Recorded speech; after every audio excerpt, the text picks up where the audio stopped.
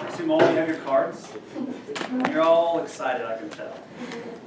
Well, it's really a good thing though, trust me, because it's like nothing makes learning better than being put on the spot. So, and I promise, if I pull your card and you don't know the answer, it's okay. We're not going to make fun of you or make you feel in front of the room or anything like that. It just helps you to kind of like pay attention. So just give some honest effort and everybody will be just fine. So, all right. So DK, in these slides, there's a lot of slides, and so some of this you're going to have to read on your own afterwards. I'm not going to go through every little thing. A lot of it's just for education reasons, just to be complete. And there's a long list of different things we're going to be able to do, so I'm not going to sit here and like read through every single one because we're going to get to it. So just kind of like this is a objective to give you an idea of what we want to be able to do here. So, all right. So management DKA. Typically it's fluids, insulin, electrolyte replacement. It's a pretty straightforward deal if you know what to focus on and when to change the different focuses as the disease state goes, because different people are going to be in different states of DKA when they present to you.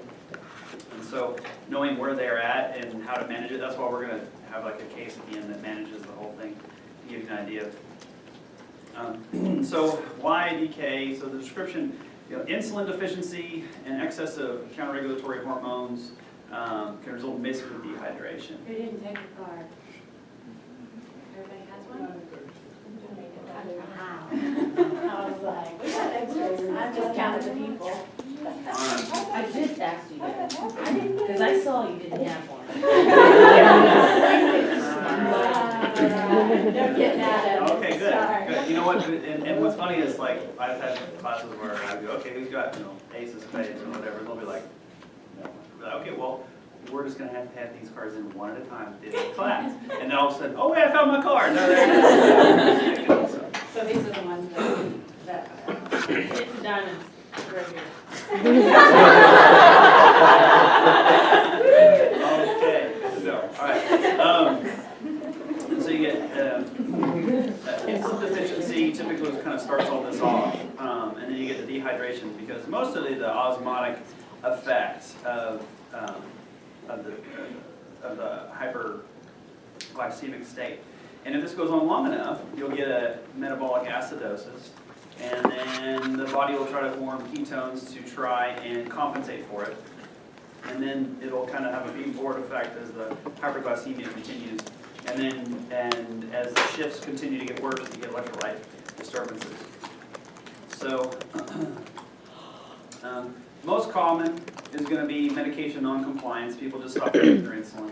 New onset can happen this way too. People come in, never been diagnosed before, so they can just be having this DKA and be like, I don't have diabetes. And you're like, oh, you don't? Well, then it must be something else. Well, it happens all the time.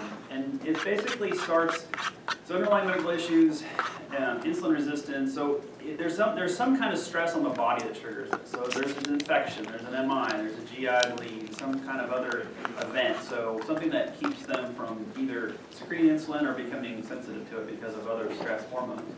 You always know that like when you give somebody prednisone, their sugars always go high. Well, it's a stress response. They're not as sensitive to it. So that's why people don't want to take steroids for little things if they've got diabetes, because they know it's going to make their sugars way out of control. That's kind of the process why.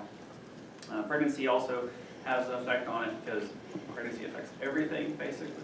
And then certain medications can also do it. With alcohol abuse is typically malnutrition and not eating and drinking much, and that kind of makes it worse. So how does it present in the history? Well, you may get I've stopped my insulin for 4 days, but you may not. They sometimes will still keep taking it, but other things like a stressor, like an infection and stuff, is going to be there. So when they, even if they've been taking their insulin, you always want to make sure you look for other secondary infection that could be underlying it. UTIs, pneumonias, those are really classic. And then you get the polyuria, polydipsia, weakness, abdominal pain, nausea, vomiting, and then you get bad enough, they get ultramental status, and then other significant things that can come along with it. So, all right, we talked about this a little bit last time. So tachycardia is one of the first signs. So let's get some more questions here. Let's see, 6 of parts. All right, one of the reasons why a patient would come in for tachycardia. Softball question. Like any tachycardia? Yeah. Fever? Correct. 7 of diamonds. Oh. That's another reason. Tachycardia. This is the most sensitive, right? So the first thing that's going to go wrong, abnormal vital signs, almost always is tachycardia. So some type of infection, underlying infection? Yeah, infection, yep, but that's kind of fever too. So fever, infection kind of grouped in the same deal. So what other types of things make your heart rate go up? And when they come into the ER, they come into anywhere really.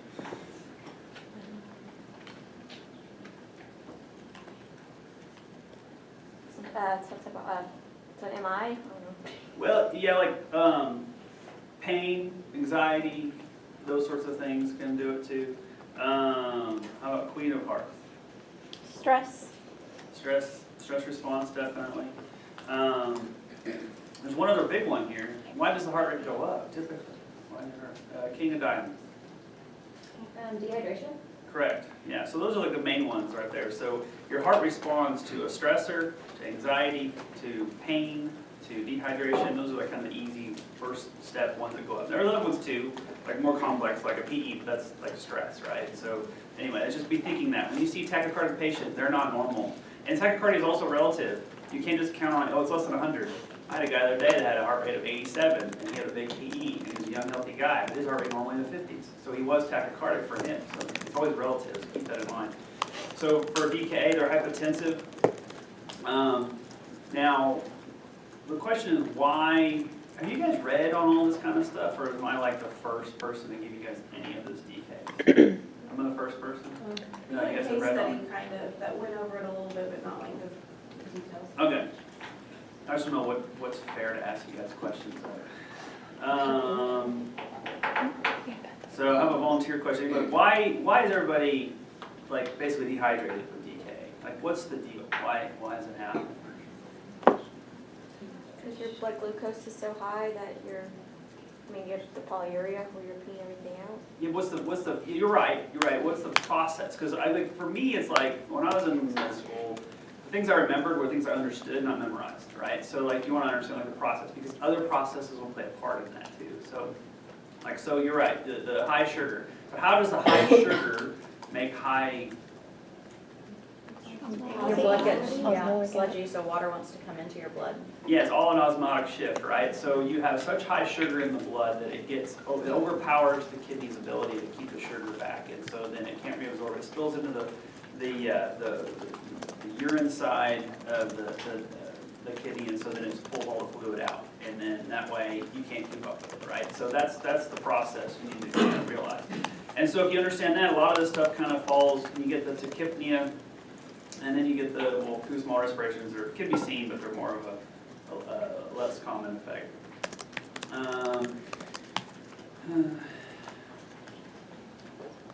And the abdominal tenderness is actually something pretty common, and I've seen that with a lot of times first-time DKAers, new onset, and a lot of times it's subtle.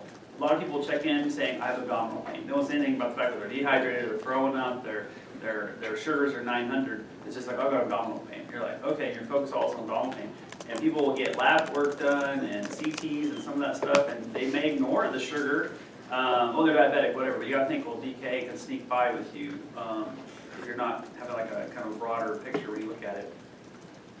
So the diagnostic criteria, now, this is for more for like boards and stuff. There's the board world and there's like the real life world too. And most of the time they're pretty consistent, but a lot of times they're not. So just keep that in mind. This is geared toward more board stuff. So if your pH is acidotic, your bicarb is low, and your glucose is elevated over 250. Now, let's see. What's the most important part when you're determining if someone has DKA or not? Is it the sugar? Because people all the time come in with sugar, 500, 600, they're not DKA. So, I mean, that seems kind of crazy because everyone's focused on the sugar. The sugar's not the problem. The sugar is going to be there. A lot of people have it for years and it's just uncontrolled. But if they are compensating well, then that's all that matters. The issue is when they have a shift in their pH status. So when they become acidotic. That affects all the processes in the body when that is an issue. So that's something to understand. So it's all about the gap. Like, what's the gap? If the gap is if it's closed, then you're not DKA. So that's why the focus always needs to be on the gap, not on just what the sugar is. Yeah, your initial workup is bedside glucose measurement. Most glucometers will go to 500, 600 maybe. A lot of patients have outpatient ones that are 400 or 500 maybe, so they'll come in and go, I can't read it. Okay, well, that's fine, you have high sugar, but I'm not going to do anything about it until I know some more lab work. And then venous blood gas. So venous blood gas and arterial blood gas, this is something that's kind of taking a while to get improved. The difference between a venous and arterial blood gas is mostly for the arterial side of things. So if you're looking for a respiratory management of patients, get the ABG. Anything else is almost all going to be venous. Like, it's old school, people still do the ABGs for managing DK and stuff, but it is brutally painful for your patients. It doesn't give you any more information because all you're looking at is the pH, right? So the venous blood gas is so much easier to get.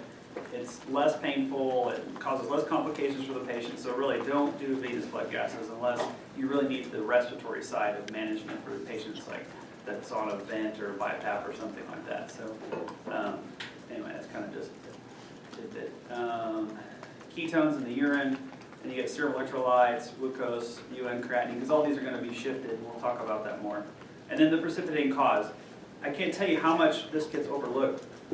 DKA itself is not just a disease that stands alone. It almost always something will cause this. So you have to think about it that way. You think, oh, they got DKA. It's like if they've got a UTI, it's going to happen again. You got to look at all the reasons why they have the DKA. It's kind of like when people have a fall at home. I see this every day. The people have a fall and they'll come in the hospital. Oh, we'll get an X-ray of your hip and we'll send you home. Okay, fine. It's good to focus on the fall, but why did they fall? Like, no one steps back to think, oh, well, gee, that's a problem. You fell because you're going to send them home. And then they're going to fall again, and now the hip's going to be broken. So be thinking about underlying causes. All right, so for diagnostic tests, of course you get the bedside glucose, but sometimes it can be very, very high. You want to get the serum to confirm it. Electrolyte measurement, the anion gap, and this is the calculation that we'll use a bunch. So.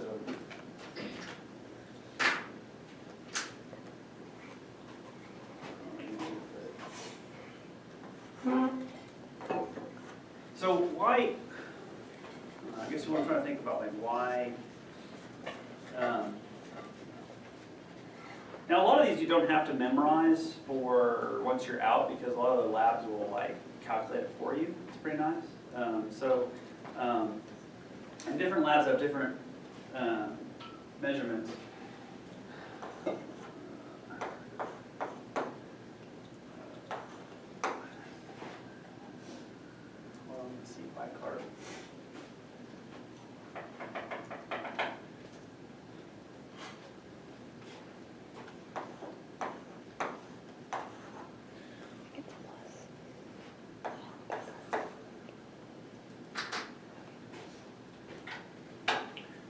Okay, so electrolyte measurement, you want to look at the gap because that's the most important thing initially for DK. And then you've got your pseudohyponatremia. This is something that people often won't focus on very much. Because when you get a call from the lab, you'll send off labs and they'll call back. And there'll be two things they're going to tell you. One is there's criticals, they'll say. There's two criticals. First one's the sugar, it's 700 and something. And then they'll say the sodium is 120.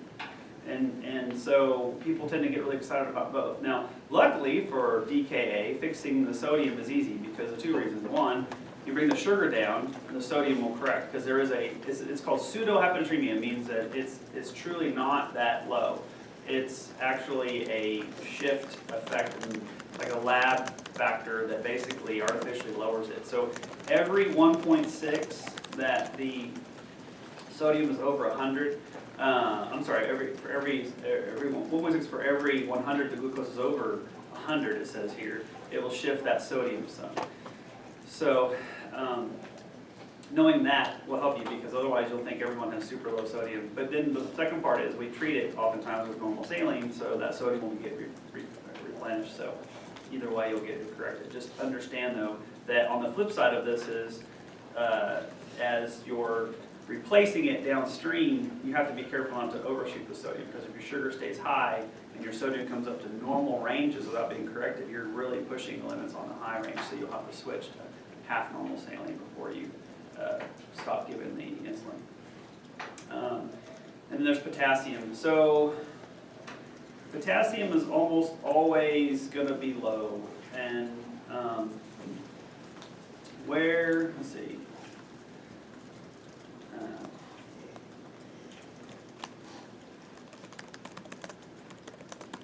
A lot of stuff you guys can read, so I'm trying to get these questions to be able to. So the initial serum may be normal, but also may be low, and the total body deficit is usually 3 to 5, depending on how sick they are. So why is it so worrisome to keep a close eye on the potassium? See, 7 is low.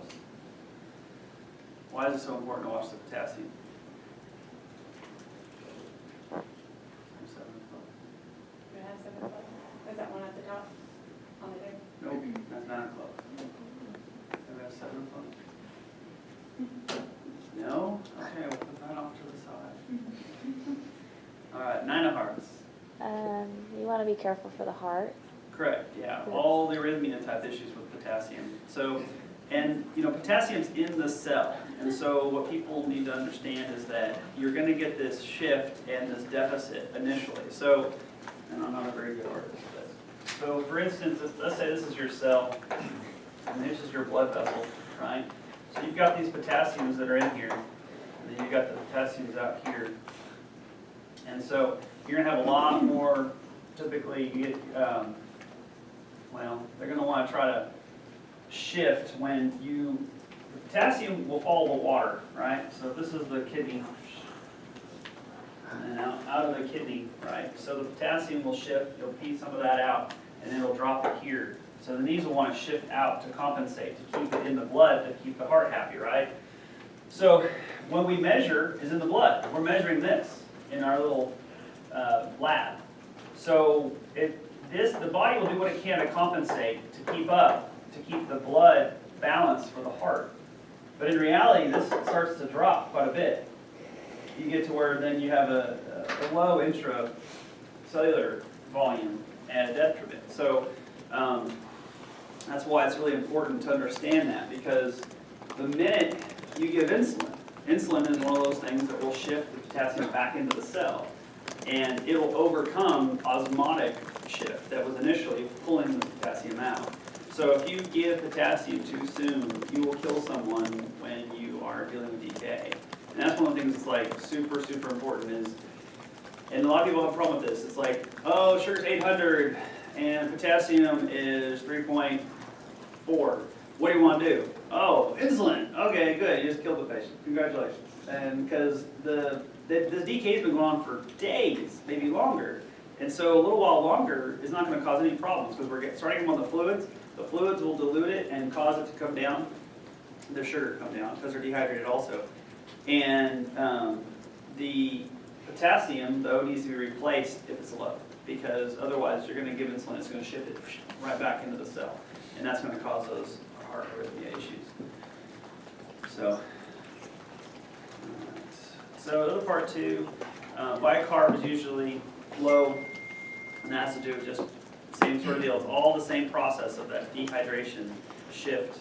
Now, the BU and creatinine ratio, usually people are going to have an elevated creatinine, and that is due to the dehydration. And so when you look at someone who's got a bumped creatinine, you need to think about all the different kinds of causes. Most common is going to be dehydrated. And one thing that's kind of important to understand is like why do we measure creatinine, I guess is the question I have. Like where does it come from? Why do we use that as a basis of like measuring kidney function of all the things we could look at? It's a tough question, so I understand. 10 of diamonds. Why is, and I think maybe I talked about this before last time, I remember. Oh, I'm kind of done. Can you repeat it again? So the creatinine, we look at the creatinine to measure kidney function. Why? What is creatinine? Where's it from? And why do we use it to measure the kidney function? It's like a byproduct of making something in the muscle, so it's filtering out, and if there's a lot of it in the serum, you're not doing a good job. Correct, yeah, so basically, your muscle's gonna make a certain amount of creatinine every day, and your kidneys need to filter them out. So if they're not working, it'll build up. And it's a basic process, people don't understand that, because you have to realize that different factors are gonna play a part in that. Hydration status is big time, but then also muscle mass too. One of the cases I saw one time that was a sad deal that was missed was a girl renal failure, but she had creatinine was in a normal range. You think, how could that possibly happen? Because she was a girl, she was early 20s, but she weighed like, I think 60 or 80 pounds or something, small. She was in a wheelchair, she had no real movement, so she had no real muscle mass. And so you assume, because of her age, she was in the normal range of her creatinine for being an adult. But in reality, her creatinine was normally like 0.2 or 0.3. It wasn't this 1.4. And so when her creatinine was like 1.3, everyone said, oh, she's normal. But no, I mean, that was crazy high for her. So understanding like why we measure what we do and how we do it will help. So you can have renal failure with a normal creatinine. It's rare, but just understand the process. That's why we measure the creatinine. So when you get really dehydrated, it'll start to go up. So because it's it puts stress on the kidneys. Yeah, hydroxybutyrate. We don't really see that very much. That's just kind of board stuff. Urine ketone test. Yeah, I mean, the urine ketone test is helpful because typically people are super dehydrated, and so the body compensates. By the time they're getting to that state when they see you, you're going to have ketones in the urine.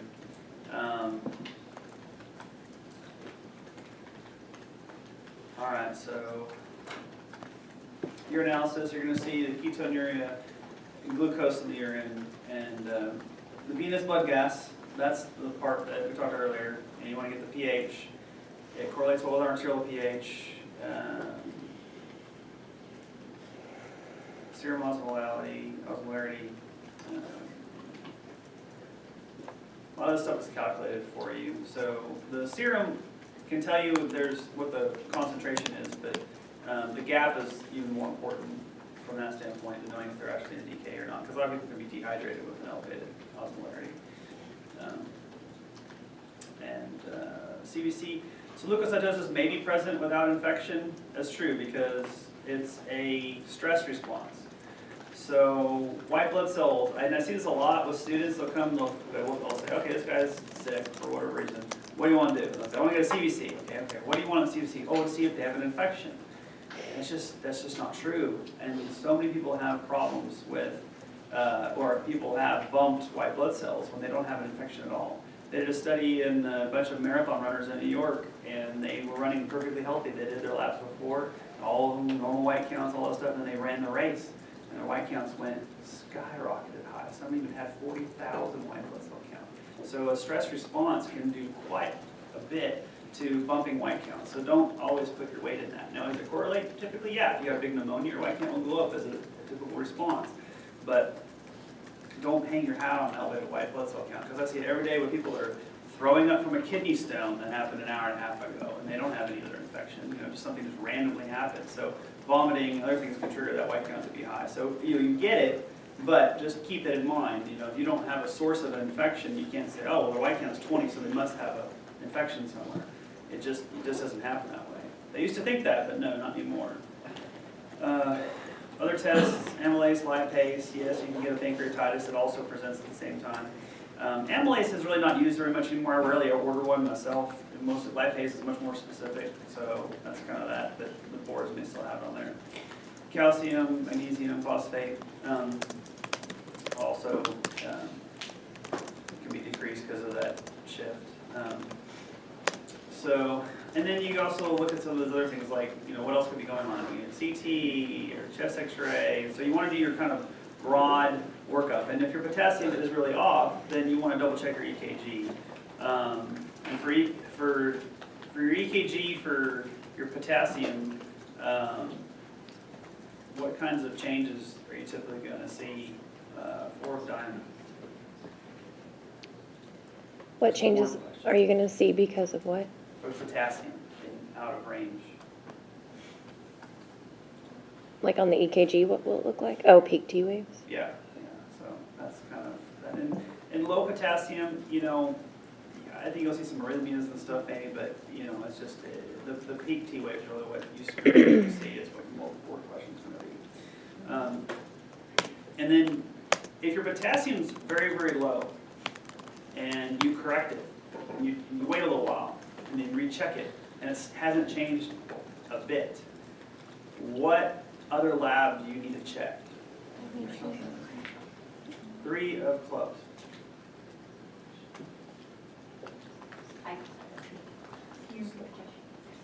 Okay, so when your potassium is very low and you try to repeat it, and try to fix it, you give them a big dose of potassium, and then you wait a couple hours, you recheck it, and it hasn't changed. What lab do you need to check then?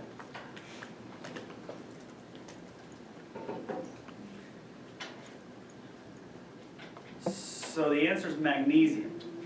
And a mag level is something that a lot of times will keep you from being able to correct the potassium. And a lot of people don't realize that. So if I get somebody who comes in and I don't know, have a real obvious reason, or I think that it's going to be an ongoing battle with them, I'll go ahead and throw on a magnesium, throw a mag level on as soon as their potassium comes back low.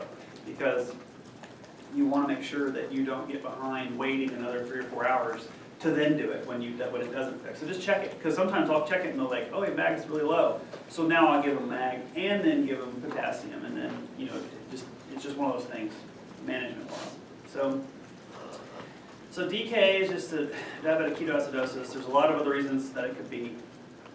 This is your mud piles mnemonic. So I'm sure you'll get that a bunch of other times too. But this is the list you can run through your mind to make sure you don't miss something, because it's easy to let some other thing kind of slip through. So management, fluids and fluids and fluids. So it causes the dehydration like we talked. You want to give several liters of fluids. Some even can be higher than that. You want to be a little cautious about your CHF. So if you've got a patient who's got CHF and diabetes and a DKA, then, you know, most of the time you're not going to have any trouble because they're going to be pretty dry. But you just got to be cautious with how quickly you give them fluids, because they can't handle it like a normal patient. Plus, their kidney function is usually a little bit troublesome too, so you got to be careful. And then I say always start with normal saline. That's still the standard for boards. There's osmolite, some other types of fluids out there that a lot of people are trying to shift to now, but it's still on the boards of normal saline, and plus that other medicine's expensive and not everybody carries it. And then you want to switch from normal saline to half normal saline when the corrected sodium is within normal limits, because remember, that sodium is going to be artificially lowered when your glucose is still high. So if your sugar is still high and your sodium is starting to get normal or normalized, you have to make sure you keep doing those calculations to make sure it's not climbing out of the normal range for the sodium. How long does that normally take? Hours. So I mean, if you're on this is more like the management side of stuff, so it's not quickly. And we'll go through a case and you'll have a better idea. But I want you to understand like the whole process, so that way, wherever you're at on, you know, if you're in the hospital for the hospitalist team or just in the acute care setting or whatever, just to kind of understand the process, because sometimes people fall out of the recovery and then they get worse again. So some of this stuff can be a problem. And then you switch to half D5, half normal saline when the glucose is coming down, which is crazy because you're thinking, oh gee, you know, why would you start giving them or give them D5 in their IV fluids if we're trying to treat this? Well, that's because the gap's not closed. You have to keep giving insulin until the gap is closed. So the gap is the issue, it's not the sugar. So this kind of proves that with, we're gonna start giving them sugar if their gap is still open and their sugar starts to come down, because that doesn't always fix it. Do you guys understand what you mean by when the gap is closed versus open? And we'll do it, because that's your gap right there, right? So sodium chloride bicarb. So when you run your numbers on what the patient is at that time, your BMP, that will tell you what your gap is. So everybody treats to the gap, not necessarily, you don't treat to the sugar itself. You can correct some with sugar, but then their gap is still way out of whack, because it takes them a while to get into that DKA. All right, so management insulin. This is still probably standard on your board. So it's insulin drip. You know, you give a bolus of 10 units, then you start the drip. And I don't think they be super specific about dosages and stuff on your force, but typically, this is how it's managed. Insulin drip. There's some people that say give boluses now, it's safer and easier to manage, but there's still a lot of people doing the insulin drip. So basically, you started with usually 10 units. Depends on if they're insulin naive or not either. You can go up to 20 if they're on insulin all the time, but it just depends. So you don't want to give it though if the potassium is less than 3.3. See that there? That's too low, because then you'll shift it into the cell and cause some arrhythmias. Switch to sub-Q insulin when the anion gap is closed. So you want to start giving the insulin, so that way you can transition them off of the drip, but you still want to continue the drip for typically 2 hours after that. You can let them eat. So these are all just some like specific calculations. So electrolyte replacement. So bicarb, bicarb used to be used a lot for a lot of different things, particularly like TCA overdose and stuff, but it's kind of fallen out of favor in a lot of stuff, even your ACLS and things like that. Doesn't use it as much anymore. But basically, if your pH is less than 6.9, be fine to give some. Some people think it doesn't really do a whole lot of good. That's why it's controversial on there. But if your pH is really, really low, you can give a little bicarb. Or you can do it also if your potassium is real high to try to help buffer the cardiac issue. But potassium, you can go and give it to them if they're less than 5.3, because you know it's going to shift into the cell the minute you start giving them fluids and insulin. And so replacing potassium, there's a couple different ways to give potassium. There's oral, there's IV. And have you guys had any of this before? So basically, you can only absorb a certain amount in the gut. So 40 milliequivalents is typically what you can take by pill. We give my shop a 50 milliequivalent effervescent because it's bubbly. They absorb it faster, and so that's something to keep in mind. Kind of like champagne. Anything carbonation, they think it gets into the small gut faster. It helps you with absorption. So that's why Alka-Seltzer and some of those meds all have that pop, pop, fizz, fizz, because it gets you feeling better faster.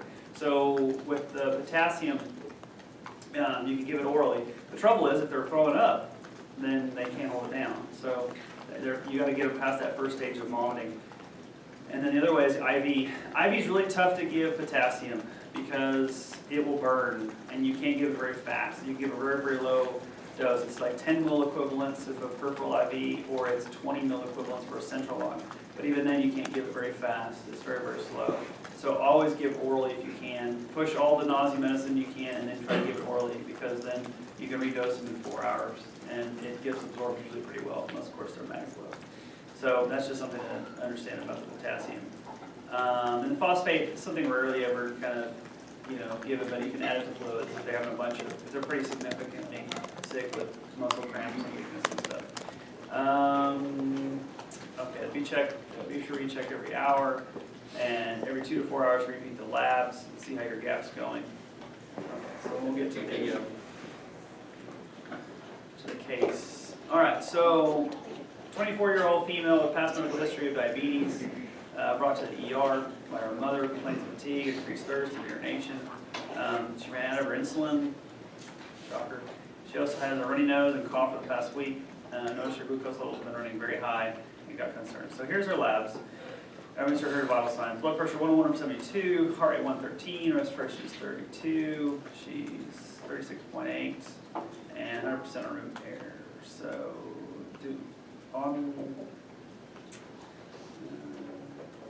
So when I look at this, there's one vital sign that sticks out at me that makes me more worried. Let's see, 5 of clubs. That's me. Okay, so on this list of vital signs, which one do you think is the most concerning? I'd say the heart rate.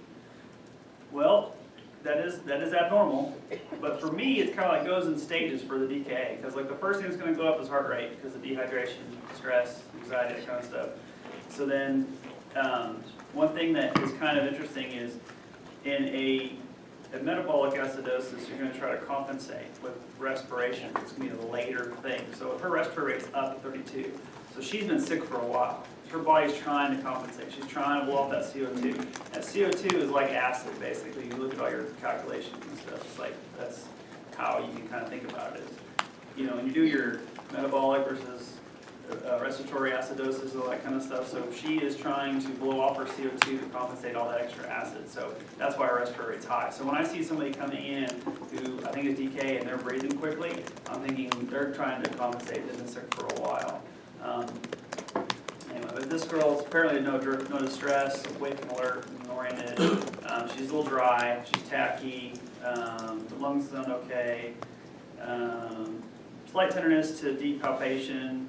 And you know, abdominal pain with DK is kind of a weird phenomenon. A lot of times they had no idea really why this happened, they just knew that it kind of did. People argued about it for a while, but it's kind of a common phenomenon. I do see it as a primary thing they're kind of checked in for. And it has to do, they think, with the fact that the sugar and the DKA causes like an ileus type procedure, where their abdomen is kind of like just shutting down because of all the dehydration and just the electrolyte abnormalities. So that's why it can be, it's pretty significant. People can, you'll think someone's got appendicitis, and the CT will come back negative, and then you'll see like their labs will be like all out of whack.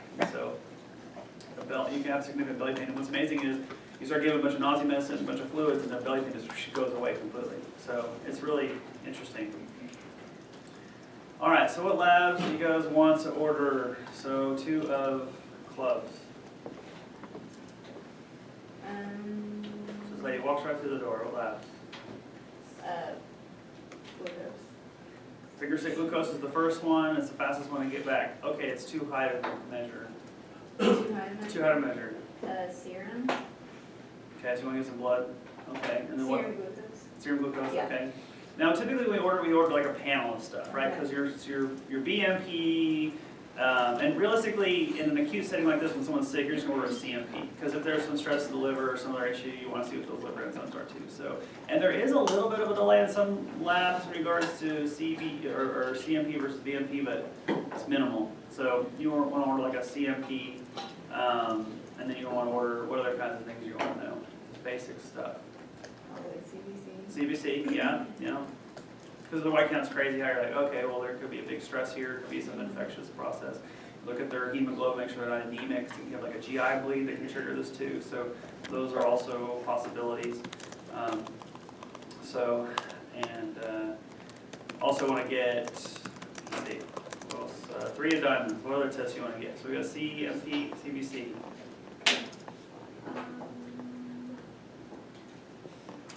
Ketones, not sure what test that would be on. Oh, urinalysis. Urine, yes. Okay, urine's a good one. And then for furthering the workup, you want to do some other things to make sure you broaden your horizons on different things it could be. So chest x-ray. Also, if it's a female, I'll throw in a pregnancy test.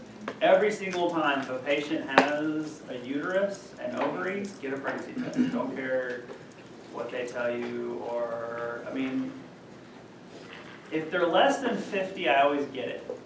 It's just the way it is. Because you read about, there are some women that have been pregnant close to 50, and so that's kind of it. So and there are weird germ cell tumors too that can have HCG positive labs too. So people might think you're crazy, but I've had that before with people.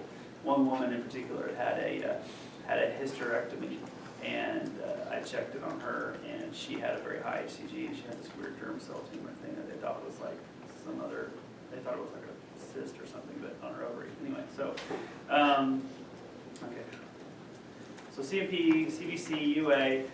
Now it says arterial blood gas. I wouldn't get that. Depending on how sick the patient looks too, I usually get a venous blood gas every single time, but I'm not going to get arterial blood gas. The reason why they're going to say arterial on this is because she was breathing fast, but she's satting 100%, so I'm not worried about that. I think it's compensatory. I don't think it's like primary. So, all right, so here's your labs. So EKG shows sinus tach, so no other abnormalities there. Your BMP, your sodium's 124,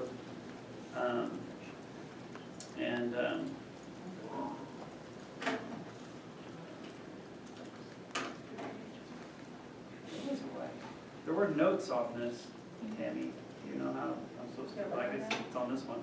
If I just escape, you can see them. Yeah, well. So I don't know everybody, how to get your notes and then not have them see that at the same time. Presentation mode should do it. well, they're all gonna try to look for it now, so.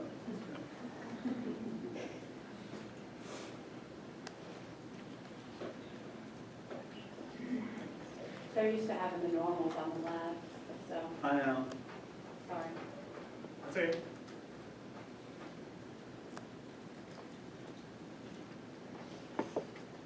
Okay.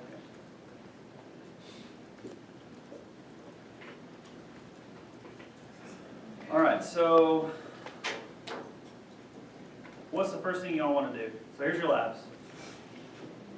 You got your BME, your sodium is 124, and glucose is 450, and the blood gas, there's a pH of 6.9, and the white count's 13, hemoglobin looks okay, hematocrit looks okay, and the urine shows positive glucose, positive protein, you know, and so what kinds of, how do you want to manage this patient? Fluids. Fluids, okay, so before we do fluids, you want to check a few things, right? You got to see if, is this patient in DK or not? pH. Yeah. Okay, so then.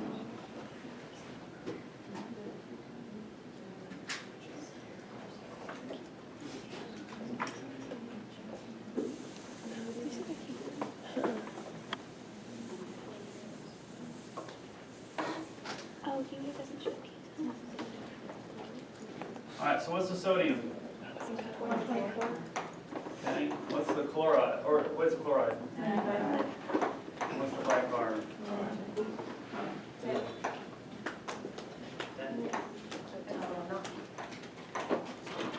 what?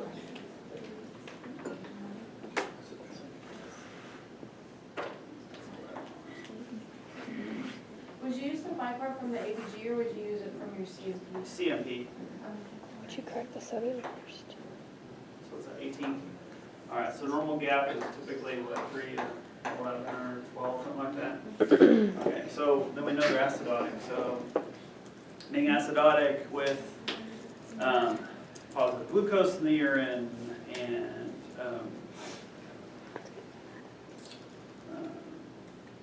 so this would be considered like DK. And serum ketones test order is positive. That's like a board thing, but I don't think you really check all that very much. So what do you guys want to do? I guess what do next? Without cheating.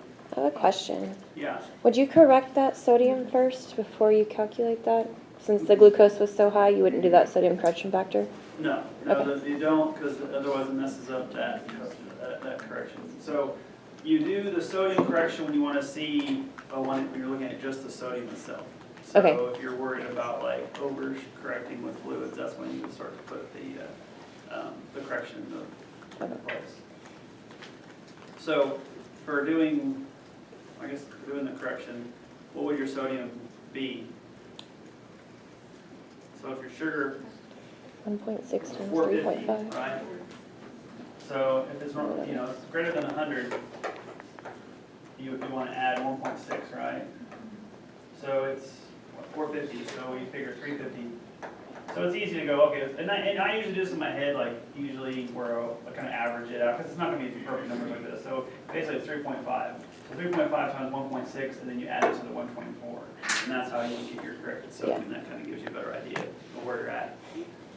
Okay, so Real quick, if you don't mind, on your last slide, you did say that you wanted to calculate based on the CMP for the CO2, but we need the bicarb value, which is 10, not 11. So why are we using the CO2 value and not the bicarb? sorry, the CO2 and the bicarb are going to be the same with the calculation of the gap on this. So you look at your BMP or your CMP, that's where you get all your numbers from, because you can calculate a gap without AABG or VBG. So you take all the numbers from the same part. And that's why you'll get a gap on your basic labs too. Usually the lab will calculate, it'll say add-on gap, so you can just look at it real quickly and stuff. So this is old school. They used to not do this because the labs before would just come out like this really cheap printout, like computers didn't really do a whole lot, but they just kind of did the labs and then spit them out to you, so you had to kind of like do the math yourself. But they almost all labs pretty much will do it now, but just understanding where it comes from is helpful.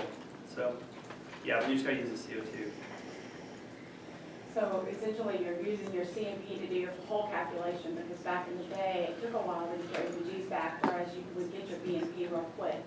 And so you would do that calculation so you could start to treat before you got all of your labs back, okay? That's where that came from. All right, so what to do next? 9 is done.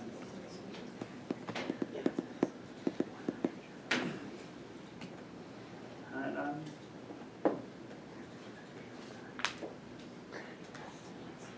No, 9 done. All right. I think just the one. 4 parts. That's me. We already gave fluids, right? Yeah. Fluids. Insulin.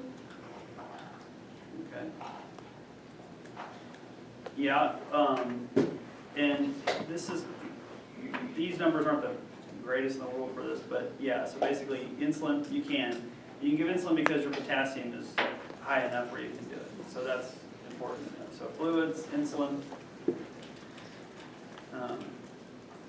and then you want to look for other sources of infection. We talked earlier, blood cultures, chest X-ray. If you think you got a source of an infection, you want to start with antibiotics and bicarb. You want to give bicarb or no? I mean, some people think it doesn't do all that much, but from a standpoint, if you look at your blood gas, it's below 7. So on this particular case, you could give some bicarb. If it's more than this, you don't really want to give it. So just remember that for your boards. If your pH is dropped below 7, then you can give the bicarb. Otherwise, don't give it. All right. So 2 hours later, then we recheck the labs. If they're giving the insulin, the fluids, and stuff like that. So what do you want to do now? Let's see, 2 diamonds. Well, let's see.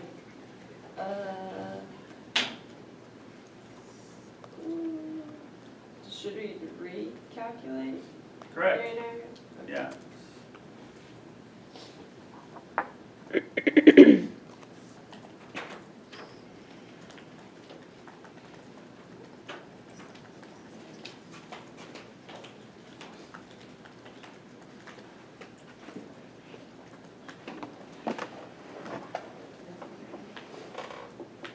So, what do you want to, what's your sodium? 139. 139? What's your chloride? Okay. What's your CS2? 13. What does that equal? All right. Is he subtracting or adding?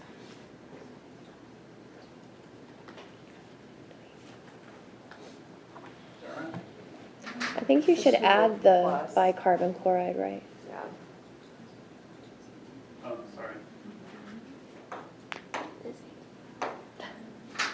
We I did. didn't calculate. Okay, I didn't calculate it. I Sorry. don't know. All right, so still 18, nothing's changed. Does that frustrate you? All right, so, and what other things do you want to recheck too?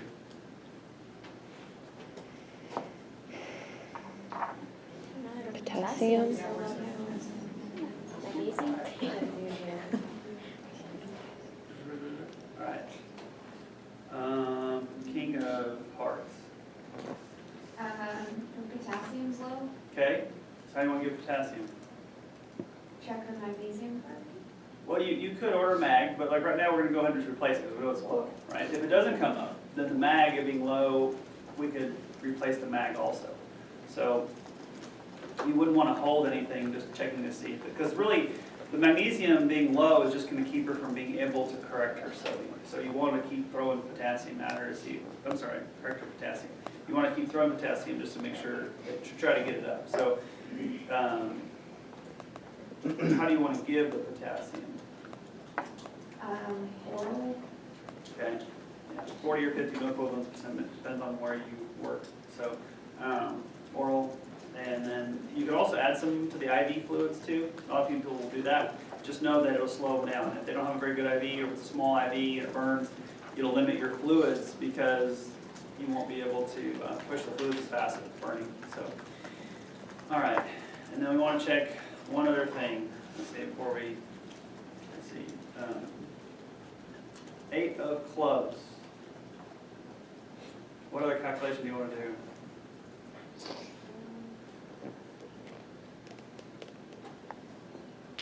Or sodium correction, like Correct, so what's our sodium in? 139. Okay. So what would be the correction now? 2.8. So 2.8. Sorry, 1.8. I'm sorry. Yeah. Okay, that's 2.8. So 1.8. 1.8 times 1.6, right? Yeah. What is that?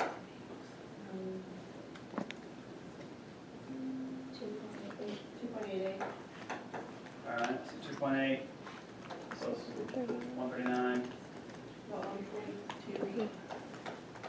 Yeah. So what's the normal range of sodium? 35. Yeah, 135 to 145. Okay. So now we're normal sodium. So here's the other kicker on all this. It's good to understand the whole sodium thing because at this point is when you want to switch them to half normal saline. So that way you don't over correct their sodium. So, all right. So switch to normal saline, and then we repeat it again in 4 hours. So now, what do y'all want to do? So, king of clubs. That's me. So after we switch to, so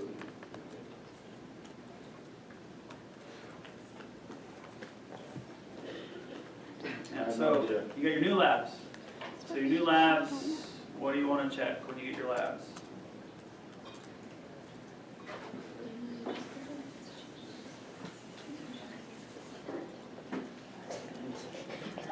Are they still in DK? yes, probably anion gap. So Yeah, check gap. Okay, so once, how do you want to calculate their gap?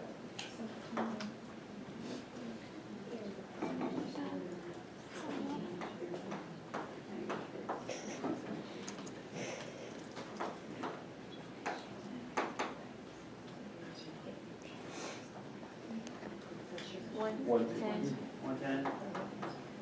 And, 15, and what's that mean now? 17. Okay, so it's still DK? Okay, all right. So, anything else on the labs you're worried about?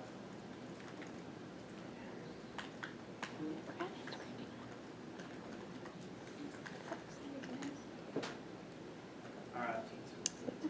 3 of hearts. Anything else on the labs you're worried about? Three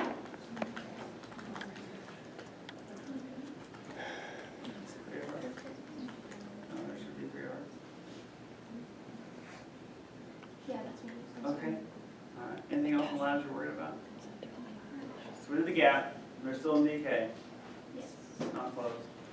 Glucose is still So, and we're switched already to half normal saline so that sodium won't continue to climb, so that'll be good. Potassium's okay. high. Anything else? It's kind of a tricky question. Glucose is still high. Yeah, the glucose is getting better, but they still have a gap. So they keep giving them insulin, but their sugar's getting too low. So do you want to do anything different on changing anything we're doing? Would you change the saline? Yeah, we add some sugar to it, right? Because your sugar's gonna bottom out if you don't careful. So start P5 half normal saline, and you can add some potassium to kind of keep the potassium up. But you want to continue the insulin drip, because the insulin is what drives the gap shut. Okay? I have a question. Yeah? For bun and creatinine, like creatinine's on like the higher end of normal, the bun's high still. Do you address that at all? It's all gonna be usually due to the dehydration status, so you just keep pushing fluids. Even though you're pushing fluids still, you're not, Her creatinine's perfect, 1.2. isn't that the higher end of normal? And then BUN is super elevated. So it depends on the patient. So women, like where I work, it's 1.2 is the high end, or 1.2 or 1.3 is high end for females, and 1.4, 1.5 is high end for guys. So that's typically where the normal range is. But you know, her creatinine was bumped a little bit when she first came in because of dehydration. So now at this point, it's just been a few hours, it's been a few liters of fluids. All this is going to improve quite a bit. She's still very volume depleted, so this will improve. And you're not going to, and the kidney function will improve with fluids. And even the kidneys will respond pretty well. The only thing kidneys don't like is not having enough oxygen. And so you can kind of stress them other than that pretty well and they'll bounce back. So you can hit people really aggressively with Lasix. So if you've got somebody with like pretty good renal insufficiency and their creatinine's like 2.5, 3, they still push a ton of Lasix to get the fluid off for CHF because it's a bigger stressor to the body overall. So you would think, oh my gosh, I can't give Lasix if this patient's got creatinine of 3, but they do it all the time and they come back. So yeah, I mean this creatinine is doing fine. So.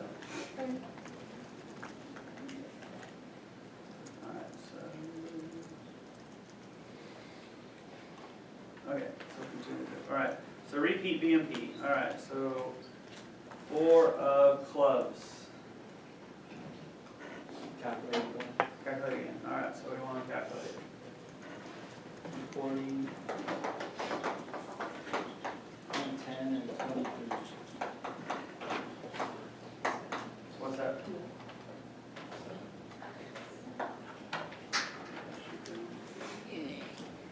Anything else you want to change or anything? All right, so the gap's closed already, and you just want to make sure you remember to do the whole cover where you continue it 2 hours after. Now, everybody that does that know, usually love eating, just see how they do. If the fluids are going, they usually do just fine. So I say continue the drip and start them on the sub-Q insulin.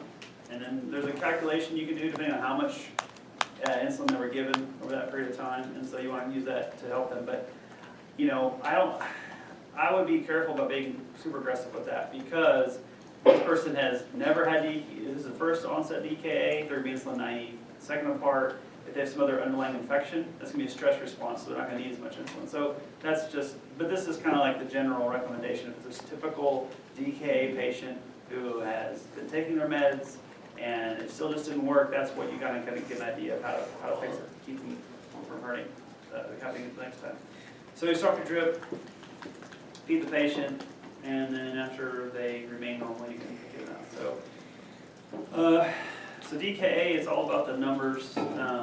So you want to watch their sugar, but as you can see, the gap is what is more important in driving their DKA away. So fluids, and then overlap that sub-Q with insulin. Here's a nice little flow chart. That's very straightforward. So anyway, but DKA is one of those things that it will see you wherever you go, wherever primary, wherever you know, you're like, I'm not going to deal with sick people, I'm just going to deal with babies or this, that. You'll see it. So it's important to understand that you don't want to just run and give insulin. So you will kill someone. And I've seen that where people go, say, well, if I'm sick, just give me some insulin. I mean, if I'm not responsive, give me some insulin. I mean, it's just like most of the time, if someone's non-responsive, the sugar's going to be really, really low. So understanding, like, giving insulin is rarely the right first option on things. So that's kind of that story on that. But for boards, it's pretty straightforward once you understand it. Because I don't know, even when I was in med school, it was like everyone always thought it was the sugar, it's the fluids, dehydration. I mean, it is important. It's part of the deal, but you can understand like the process of how you manage it will help you remember on the board like what question they're looking for. So, anyway, any other questions on this?